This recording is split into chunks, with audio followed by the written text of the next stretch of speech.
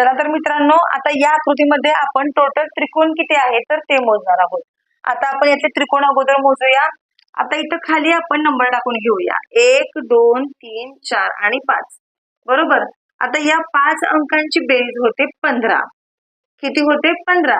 आता काय करायचं बघा, हे जे रिकामी ब्लॉक्स आहेत ते किती काउंटिंग करायचे. हा 1 नंबरचा सगळा, हा 2 नंबरचा आणि हा 3 नंबरचा. याला फक्त मल्टिप्लिकेशन 3 करायचं. 15 त्रिक होतील 45. बरोबर. आता हे आपण यातलं मोजलं. आता इकडे पण आपण सेम असंच मोजणार आहोत. 1 2 3 4 आणि 5. या 5 अंकांची बेरीज होते 15. आता ब्लॉक्स किती रिकामे आहेत बघूया. हा एक पहिला, हा एक दुसरा, हा एक तिसरा आणि हा एक चौथा. बरोबर. आता इथं आपण मल्टिप्लिकेशन 4 करणार आहोत आणि 15 चौक होतील 60. आता आपण या 60 मध्ये हे 45 ऍड करूया आणि आपण यांची बेरीज करूया. बघा, हे 5 आणि हे 6 आणि 4 झाले 10, म्हणजे 105. म्हणजे या संपूर्ण आकृतीमध्ये एकूण 105 त्रिकोण असणार आहेत.